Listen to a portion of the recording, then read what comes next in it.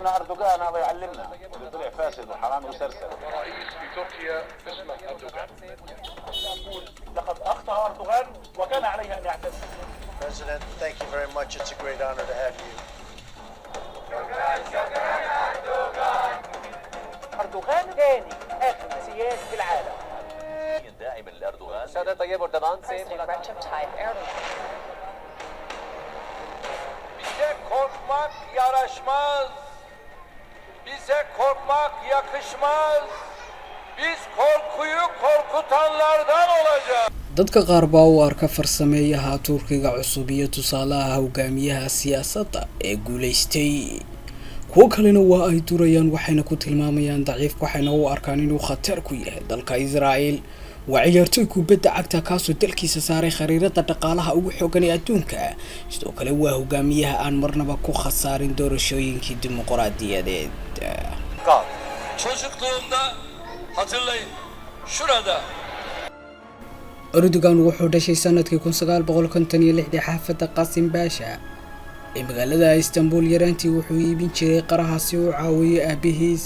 1976 wuxuu ka qalin jabiyay dugsiga sare ee imaamyada iyo wacyigelinta Istanbul. intaas kadib wuxuu ku biiray kulliyadda dhaqaalaha iyo ganacsiga ee jaamacadda Marmara. sidoo kale waxa uu wax ka bartay cilmiga diinta iyo ganacsiga casriga. waa hogaamiye mideeyay shacabka Turkiga. sidoo kale waa laacib hibo u leh kubadda cagta. 1976 uu raali gelinayo waalidkiisa ayuu diiday dalab uu ugu biiri lahaa kooxda Fenerbahçe Al-Ariqa. bize korkmak yaraşmaz. Bize korkmak yakışmaz. Biz korkuyu korkutanlardan olacağız. xirfadiisa kubadda cagta uma ay suurtagal in uu sii daayimo laakiin waxay u suurta gashay inuu dhalo ciyaartaas ka weyn taasoo ah ciyaarta siyaasadda.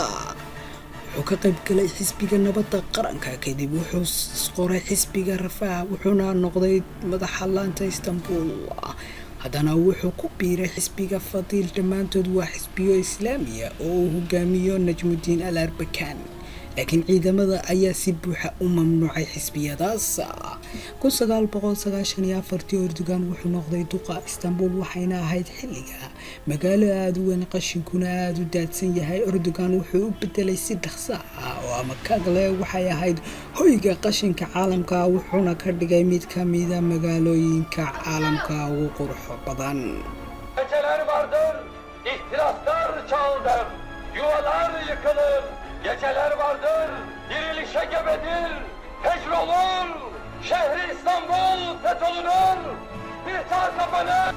ruushka ayuu ka soo dhoofsaday gaaska wuxuuna xaliyay wasakhtii magaalada isagoo ka soo saaray dhuxusha.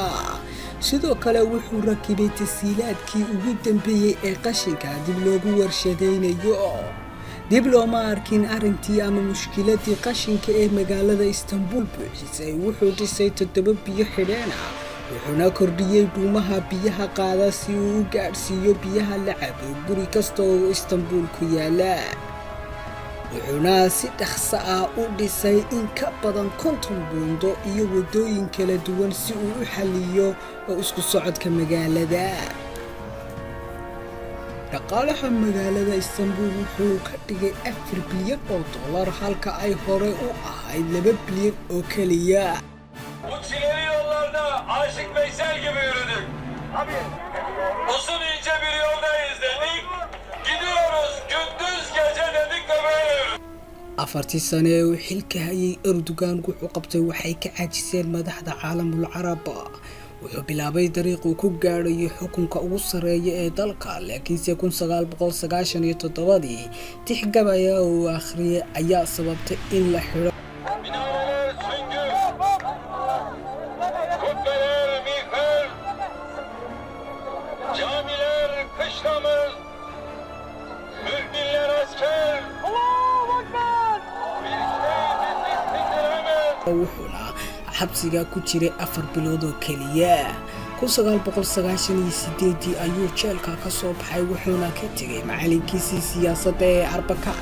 wuxuuna aasaasay xisbi cusub ee lagu magacaabo cadaaladda iyo horumarka kaasoo uu marnaba ku khasaarin doorashooyinkii dhacay laga soo bilaabo 2002. 2003 Erdogan wuxuu noqday ra'iisul wasaaraha dalka wuxuuna bilaabay dhisidda Turkiga cusub ee leh ruuxda Cusmaaniyada.